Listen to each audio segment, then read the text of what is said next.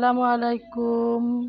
মিষ্টিমণি মোল্লা চ্যানেলে সবাইকে স্বাগত। মিষ্টিমণি মোল্লা চ্যানেল থেকে আমি মিষ্টি আপনাদের সঙ্গে কথা বলছি। বন্ধুরা সবাই কেমন আছেন? আলহামদুলিল্লাহ, আল্লাহর অশেষ রহমতে আর তোমাদের সবার ভালোবাসায় আমি অনেক অনেক ভালো আছি। সবাইকে অনুরোধ করছি, আমি আবারও একটা নতুন ব্লগ নিয়ে আসছি। সবাইকে অনুরোধ করছি ব্লগটা যেন পুরোপুরি দেখে আমার পাশে থাকবে, আমাকে সাপোর্ট করবে। আর আমার যদি কোনো ভুল ত্রুটি হয়ে থাকে অবশ্যই অবশ্যই কমেন্টের মাধ্যমে ভুলটা ভাঙিয়ে দেওয়ার চেষ্টা করবে। তো আমি আজকে একটা রেসিপি নিয়ে সবার সামনে আসছি। তো আজকের আমার রেসিপিটা হবে এই যে দেশি শিং মাগুর মাছের ঝোল। তো আমি অলরেডি মাছগুলো নিয়ে বাছতে বসেছি, অনেকটা বাছা হয়ে গেছে, এখনও আমি বাছছি। আমাদের এখানে বাড়ির কিছুটা পাশে একটা ছোট বিল আছে, তো ওখান থেকে মাছগুলো সংগ্রহ করে আনা হয়েছে। তো এখন আমি মাছগুলো বেছে নিচ্ছি, অনেকটা বাছা হয়ে গেছে। এটা মাগুর মাছ, এর আগে কয়েকটা শিঙি মাছ আমার বাছা হয়ে গেছে। বন্ধুরা আমি নতুন, যারা অবশ্যই আমার ভিডিওটা দেখবে শেষ পর্যন্ত দেখো, সবাইকে অনুরোধ থাকলো। আর দেখে যদি ভালো লাগে সবাইকে অনুরোধ থাকলো অবশ্যই অবশ্যই একটা সুন্দর গঠনমূলক একটা কমেন্ট করবে প্লিজ। আমি সবাইকে অনুরোধ করছি, কোনো ইমোজি না দিয়ে সুন্দর একটা গঠনমূলক। আহা, আমার হাত থেকে মাছটা পালালো। অ্যাকচুয়ালি আমি এই মাছগুলো বাছতে গেলে ছাই লাগে, তো আমি কিছুই নিইনি, এমনি খালি। আর মাছ বাছতেও পারি না, বারবার আমার হাত থেকে পালাচ্ছে, ছটকাচ্ছে, আমি ভয়ে ছেড়ে দিচ্ছি।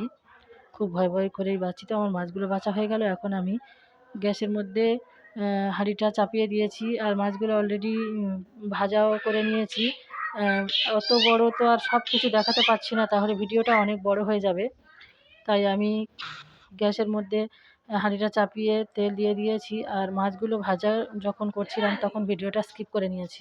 তো অলরেডি আমার তেল দেওয়ার সঙ্গে সঙ্গে দেখো কেমন ফুটছে, কারণ আমি হাঁড়ি সম্পূর্ণ গরম হয়ে যেতে তবে তেল দিয়েছি। এখন আমি গরম তেলের উপরে দিয়ে দিচ্ছি 3টে মাঝারি সাইজের পেঁয়াজ কুচি করে রেখেছিলাম, দিয়ে দিলাম 3টে পেঁয়াজ। যেহেতু এখানে ঝাল হবে তাই পেঁয়াজটা একটু বেশি দরকার। আমি নিয়েছি কিছু টমেটো কুচি, জিরে বাটা, সর্ষে বাটা, আদা বাটা, রসুন বাটা, 4টে তেজপাতা এবং বিলিতি ধনেপাতা কুচি কিছু। তো পেঁয়াজ কিছুটা নাড়াচাড়া করে আমি এখানে লাল করে নেব। লাল লাল হয়ে যাওয়ার পরে তবে আস্তে আস্তে মশলাগুলো দিতে হবে। তো পেঁয়াজটা নাড়াচাড়া করছি, দেখো হাঁড়িতে আছে, খুব সুন্দর দেখাচ্ছে, লাগছে। তো আমি একটা বোল নিয়ে নিচ্ছি, বোলে সব কিছু মশলা আমি এই বোলের মধ্যে দিয়ে একসঙ্গে মিক্সিং করে নেব। তো দিয়ে দিলাম 2 চামচ লবণ, দিয়ে দিচ্ছি 2 চামচ মরিচ গুঁড়ো, দিয়ে দিচ্ছি 2 চামচ হলুদের গুঁড়ো। আমি এই সবগুলো মশলা বোলের মধ্যে দিয়ে একসঙ্গে মিক্সিং করব। সবগুলো বোলের মধ্যে দিয়ে দিলাম মিক্সিং বোলের মধ্যে। এই ধনেপাতাগুলো হলো বিলাতি ধনেপাতা। আমি এই বোলের মধ্যে আদা বাটা, রসুন বাটা, জিরে বাটা, সরিষা বাটা, টমাটো, ধনিয়া পাতা, কাঁচা লঙ্কা সব কিছু দিয়ে দিলাম। দিয়ে একটু পানি দিয়ে ভালো করে মিক্সড করে নিচ্ছি, তাতে করে আমার ঝোলটা করার সময় অনেকটা সুবিধা হবে। হাঁড়িতে আর ধরে নেবে না, এটাই আর কি সুবিধা। সব এদিকে দেখো সব মিক্সিং করতে করতে আমার পেঁয়াজটা অনেকটা হয়ে গেছে, প্রায় লাল লাল হয়ে গেছে।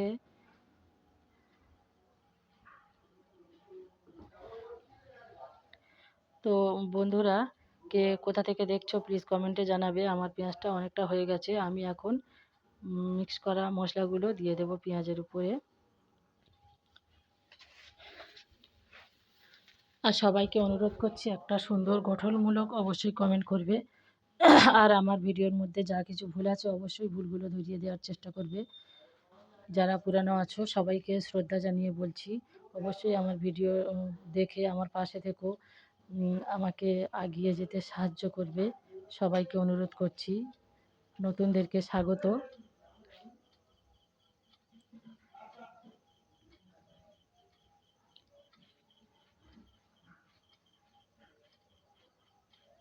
অবশ্যই যারা ভিডিওটা যদি ভালো লাগে অবশ্যই আমি অনুরোধ করছি কোনো ইমোজি না দিয়ে কোনো একটা গঠনমূলক কমেন্ট করলে আমি বেশি খুশি হব। সবাইকে অনুরোধ করছি একটা করে গঠনমূলক কমেন্ট করে লাইক দিয়ে কমেন্ট করতে। এতক্ষণ পর্যন্ত যারা আমার সঙ্গে আছো সবাইকে অসংখ্য ধন্যবাদ, অনেক অনেক ভালোবাসা। তো সব কিছু মশলা দিয়ে আমি এখন অনেকটা নাড়াচাড়া করে সুন্দর করে মশলাটা কষিয়ে নিচ্ছি। তো কষানো হয়ে গেছে, এখন আমি ওখানে পানি যুক্ত করে দিচ্ছি। আমি দিয়ে দিচ্ছি কিছুটা পানি।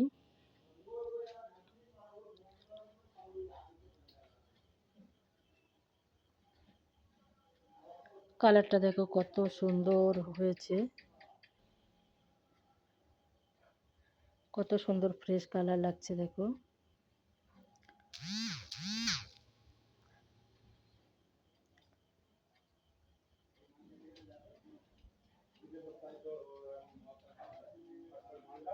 এখন আমি এই পানির উপরে একটা করে আমার ভেজে রাখা মাছগুলো ছেড়ে দেব। আসলে একটা করে ভিডিও করতে আমাদের অনেক কষ্ট হয়। ভিডিওগুলো করে আবার সেগুলোকে আবার ঠিক করতে অনেকটা সময় লেগে যায়, অনেক কষ্ট হয়। যদি দেখি আমাদের পাশে কেউ আছে, সুন্দর মতো কমেন্ট করছে, পুরো ভিডিও দেখছে, আমি সেখান থেকে কিছু ওয়াচ টাইম পাচ্ছি, খুব ভালো লাগবে। সবাইকে অসংখ্য ধন্যবাদ যারা আমার সঙ্গে এতক্ষণ আছো। তো আমি মাছগুলো একটা করে চারিদিকে ছড়িয়ে সুন্দরভাবে দিয়ে দিচ্ছি। তো এখন আমার মাছগুলো দেওয়া হয়ে গেছে, দেখো দিতে দিতে কিছুটা বলক এসে গেছে। এখন আমি ঢাকনাটা চাপা দিচ্ছি। কিছুক্ষণ পরে আবার আমি ফিরে এলাম, হয়ে গেছে এতক্ষণে আমাদের, দেখো কত সুন্দর হয়েছে। ওয়াও, ঝোলটা খুব সুন্দর হয়েছে, অসাধারণ লাগছে, খেতেও খুব টেস্টি হবে। বন্ধুরা এইভাবে এই নিয়মে একবার হলেও করে খেয়ে দেখবে, অসাধারণ লাগে এরকমভাবে করে খেতে, খুব সুন্দর হয়েছে। মাগুর মাছ হলো অনেক পুষ্টিকর মাছ। শিং মাছ অনেক পুষ্টিকর মাছ। এই যে দেশি মাছগুলো অনেক পুষ্টিকর, অনেক বড় মাছের থেকেও অনেক বেশি পুষ্টি থাকে এই ছোট মাছ হলেও।